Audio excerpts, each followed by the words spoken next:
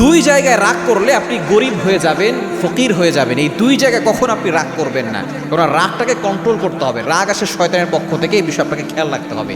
দুইটি বিষয় যদি আপনি রাগ করে থাকেন, তাহলে আল্লাহর কোনো রহমত আপনার উপরে থাকবে না, আল্লাহর কোনো বরকত আপনার উপরে থাকবে না। আপনি আস্তে আস্তে দারিদ্রতার ভিতরে চলে যাবেন। নাম্বার ওয়ান, এক নাম্বার হচ্ছে যদি মেহমান আসলে আপনি রাগ করেন। মনে রাখবেন, মেহমান হচ্ছে আল্লাহর পক্ষ থেকে নিয়ামত।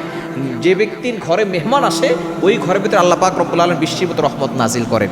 এবং যে ব্যক্তি মেহমান দেখে রাগ হয়ে যায়, সে কখনো ধনী থাকতে পারে না। আস্তে আস্তে দেখবেন তার মনটা ছোট হয়ে যাবে, তার যে টাকা পয়সা আছে সে টাকা পয়সা আস্তে আস্তে দারিদ্রতার ভিতরে চলে যাবে। সুতরাং মানুষ আসলে মেহমান করবেন, মেহমানদারি করানো এটা অনেক বড় একটি বিষয়।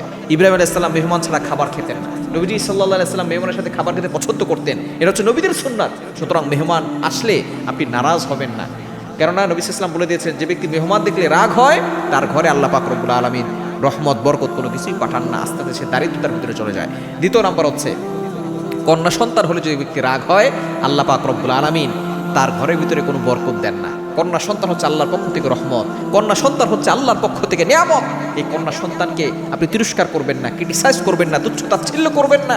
অনেকেই দেখা যাচ্ছে ছেলে সন্তান হলে পাড়ায় পাড়ায় মিষ্টি বিতরণ করে, আর কন্যা সন্তান হলে চেহারার দিকে তাকানো যায় না। মনে রাখবেন, ছেলে সন্তান দেওয়ার মালিক হচ্ছে আল্লাহ, এবং কন্যা সন্তান দেওয়ার মালিক হচ্ছেন আল্লাহ। আল্লাহ তাআলা নিজে বলে দিয়েছেন, কোরআন খুলেন সূরা শুআরার 49 নম্বর আয়াতে আল্লাহ বলছেন, ইয়াহাবু লিমান ইয়াশাউ ইনাসা ওয়া ইয়াহাবু লিমান ইয়াশাউ যুকুর। সূরা শুরার ভিতরে আল্লাহ তাআলা জানিয়ে দিয়েছেন, ছেলে সন্তান দেওয়ার মালিক আল্লাহ, কন্যা সন্তান দেওয়ার মালিক হচ্ছেন আল্লাহ। সুতরাং কন্যা সন্তান হলে আপনি রেগে যাবেন না। এই দুইটি জায়গা মেহমান আসে যদি রেগে যান, এবং কন্যা সন্তান হলে যদি রেগে যান, তাহলে আপনি আস্তে আস্তে দারিদ্রতার ভিতরে চলে যাবেন।